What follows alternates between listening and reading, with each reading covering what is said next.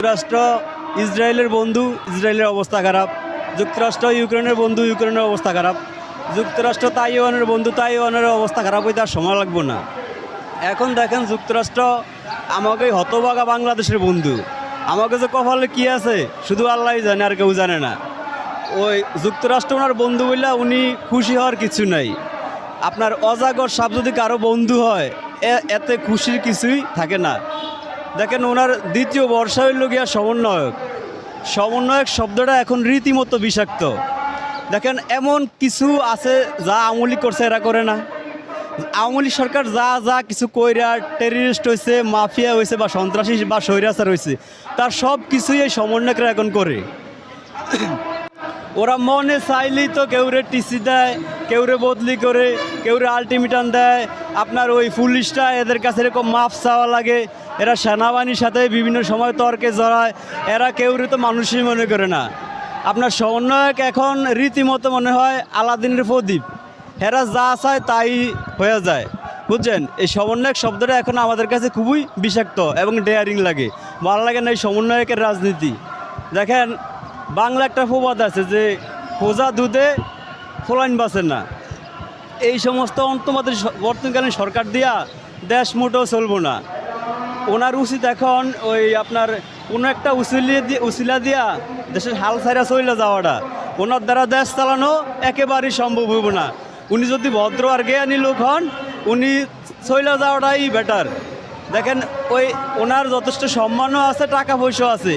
ওই কাকা এই বয়সে এই জায়গায় আসাটা মূলত ওনার ঠিক হয় না। এই জায়গায় যদি কেউ আসে তার চরিত্র ঠিক থাকে না। এই ভদ্রলোক এই জায়গায় আইসা চরম ভুল করছে। ওনার এখন চলে যাওয়াটাই সবচেয়ে বড় বেটার। যুক্তরাষ্ট্রের কোটা বা যুক্তরাষ্ট্রের ফোনে তো উনি এই জায়গায় আইসেন, আবার যুক্তরাষ্ট্রের কথাই উনি এখন দেখবেন চলে যাইতে হইব। দেখেন এটা একদম সত্য। উনি তো ডেমোক্রেটিক পার্টি হিলারি ক্লিন্টন আছে না, ওনার খুব ভালো বন্ধু। ওই জায়গায় ওনার কপাল ফুটছে।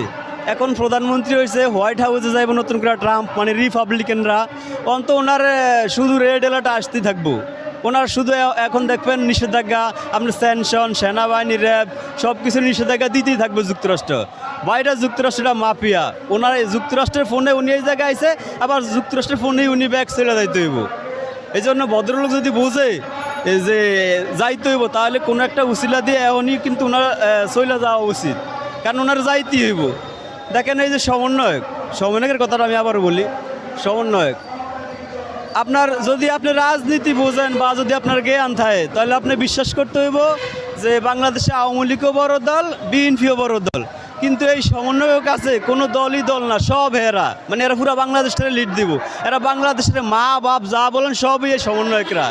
আপনি দেখেন আমাদের গাড়িতে মাঝে মাঝে সমন্বয়ক বলতে ছাত্ররা ওঠে না, তো এগুলো জিগেলে বলে কি যে আমরা দেশ তো আওয়ামী লীগের জন্য শাসন মানে যুদ্ধ করি নাই, বিএনপির জন্য যুদ্ধ করি নাই, জামাতের জন্য যুদ্ধ করি নাই। তাহলে আপনারা যুদ্ধ করছেন কার লেগিয়া? দেশটাকে আপনি চালাবেন? আরে ভাই আপনারা জ্ঞানী বিশ্ববিদ্যালয়ে পড়ালেখা করেন, এটা সত্য। তো যদি আপনি জ্ঞানী হন, তাহলে আপনি ওই নাসার সায়েন্টিস্ট হন, ভালো কথা। আপনি বড় প্রকৌশলী হন, বড় ইঞ্জিনিয়ার হন, এই জায়গায় আপনার কি? যে বিষয়ে আপনি বোঝেন ওই বিষয়ে তো আপনার মাথা ঘামানোর দরকার না। এটা রাষ্ট্রীয় ব্যাপার। আপনি দেশের ঠিক আছে মুক্ত করছেন, এখন যারা দেশ চালাইতে পারে, দেশ চালাইতে সক্ষম, তারা দেশ চালাইবে। আপনার এই জায়গায় কি? আপনার চেয়ে জ্ঞানী লোক নাই এই দেশে? আপনি কি সবার বাপ মা? আপনি আওয়ামী লীগ নিষেধাজ্ঞা দিচ্ছেন, জাতীয় পার্টি নিষেধাজ্ঞা দেন। কয়েকদিন পরে দেখবেন নির্বাচনের জন্য বেশি যখন বিএনপি বাড়াবাড়ি করবো, ওরা বিএনপিরও নিষেধাজ্ঞা দিব। এখন সব দল নিষেধাজ্ঞা দিয়ে আপনি কি নিজে দেশ চালাইবেন? আরে ভাই আপনি তো মাছের রাঙ্গা, আপনি খাইবেন ছোটো ছোটো ফুটি মাছ। আপনি তো বোয়াল মাছ, কোরাল মাছ হলে ভালাভালি করে লাভ হইব না। এই হচ্ছে আমাকে সমন্বয়কের বর্তমান অবস্থা। দেখেন এই সমন্বয়করা এমন একটা সময় হইব, ভারতের কিছু নেতা তো ভারতে যা ওনার জায়গা পাইছে, এই সমন্বয়করা ওই জায়গাও পাইব না। আপনার কারণ তো একদমই সহজ। আওয়ামী লীগ কিছু মাফিয়াগিরি করছে না এই দেশে। ধরেন পার্সোনালি ধরেন আমি আওয়ামী লীগ করি, কথার কথা আমি আওয়ামী লীগ করি, কিন্তু একদম সত্য কথা যে আওয়ামী লীগও কিছু বাড়াবাড়ি করছে। যেমন আপনার বিদেশ বাড়ি করছে, বিদেশে টাকা লুট করছে, এটা একদমই সত্য, এটি মানতে হইব আমি যদি আওয়ামী লীগ করি। এখন যা করছে বা বিভিন্ন জায়গায় অকারেন্স করছে, কাউরে মনে চাইলে বিচার বিভাগ তাদের আওতায় আসিল, মনে চাইলে যেমন কিছু লোক বাইরে আন্দোলন করতো, আর এরা কিছু নেতা আসিল, এরা সাইন দিত, ওকে যেত।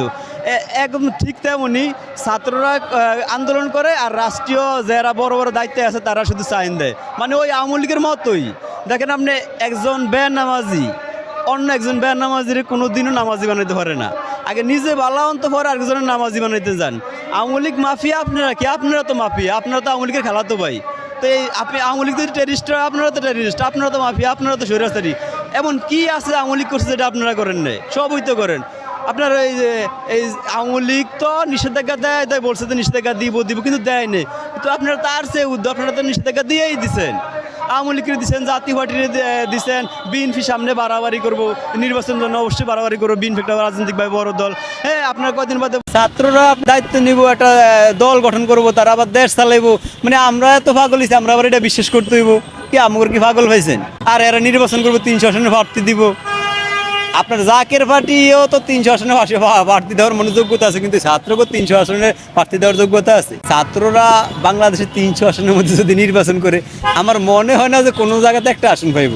এই ব্যবস্থা নাই। আপনার জনপ্রিয়তা থাকলেই কেউ পার্লামেন্টে যাইতে পারে না। মাহমুদুর রহমান মান না, অনেক জনপ্রিয় লোক না, পার্লামেন্টে যায়, এমপি নির্বাচিত হয়। অনেক আছে না, জুনায়েদ সাকি অনেক জনপ্রিয়, কিন্তু নির্বাচিত হয়। আপনার ওই যে জনপ্রিয় হইলেই যে আপনি নির্বাচনিত হইবেন বা পার্লামেন্টের সদস্য হইবেন, আপনি কইছে কি? সারজিস আলম জনপ্রিয় বর্তমানে, কি ধরেন একটা সংসদে দাঁড়াইলো, একটা প্রার্থী হইলো, এমপি হইব? আপনার ওই এমপি হওয়ার মতো জনপ্রিয় হয়নি। আপনার জনগণের ভোটে এরা আমার মনে হয় মেম্বার হওয়ার যোগ্যতা নাই। বিশেষ করে সমন্বয়ক হাসনাত আব্দুল্লাহ, সারজিস আলম, হ্যাঁ এরা তো ফেসবুকে ভাইরাল নেতা, ঠিক আছে, এটা ফেসবুকের নেতা, কিন্তু এরা ওই জনগণের নেতা না।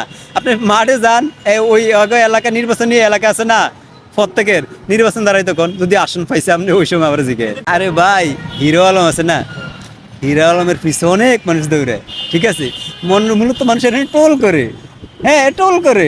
তো হিরো আলমকে পার্লামেন্টের সদস্য হইব, এটি শুধু একটা ফালতামি। এরা মূলত সবাই আলোচিত আর সমালোচিত ওই এক ক্যাটাগরির লোক। এরা মূলত ফেসবুক সেলিব্রিটি, এরা ওই নির্বাচনের মাঠের জন্য জনপ্রিয় না। এরা পাবলিক ফাংশনে, মানে জনগণের ভোটে একজন পার্লামেন্ট দূরের কথা, একটা ইউনিয়নের মেম্বার হওয়ার যোগ্যতা নাই। এই যে নাহিদ ভাই আছে, আসিফ মাহমুদ উপদেষ্টার মধ্যে আছে, আমি মনে করি এরও একটা কোটাতে আছে। মানে আপনার এই যে কোটা নিয়ে তো আন্দোলন, আপনার এরা কোন কোটায় এই যে দায়িত্ব নিল, উপদেষ্টা হইলো, এরা তো একটা কোটায় আছে। তো আপনি কি এই যে পার্লামেন্টে অংশগ্রহণ করছেন, সংবিধান অনুযায়ী কি আপনি এই যে উপদেষ্টা হয়েছেন? আপনি কোন নিয়মে হয়েছেন? আপনি তো একটা কোটায় নির্বাচিত হয়েছেন। আপনার এইটাও তো অন্যরকম একটা কোটা। আপনার যেমন ডক্টর ইউনূস সাহেব আছে না, অবশ্যই বৈষম্য আছে। আপনার ডক্টর ইউনূস সাহেব আছে, তো ডক্টর ইউনূস সাহেব তো একটা কোটায় প্রধান উপদেষ্টা, ওটা যুক্তরাষ্ট্রের কোটায়। হ্যাঁ, আমি মানে আমার মানে সিরিয়াসলি কোনো দল করি না। অনেকেই কইতে পারে যে আমি কোন দল করি, ঠিক আছে, আমার মানে একটাই মানে সরকারের যে থাকে অকারেন্স করে না, আমি অকারেন্সের বিরুদ্ধে গুনগান গাই, ঠিক আছে, ওইটা যে সরকারে আসুক, মানে অকারেন্স করলে আমি এটার বিরুদ্ধে।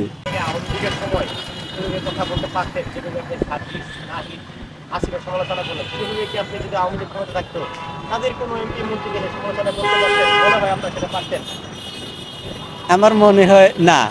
কেন? কারণ একটা আছে। আমি দেখছি বিগত সময়, মানে আওয়ামী লীগ বিষয়ে যারা বেশি বাড়াবাড়ি করতো বা একটু বেশিই বকতো, তারা কিন্তু মানে খুব একটা বিপদে পড়তো। মানে এই যে মিডিয়া আছে না, মিডিয়া আমার মনে হয় না যে এত স্বাধীন আছিল, ঠিক আছে।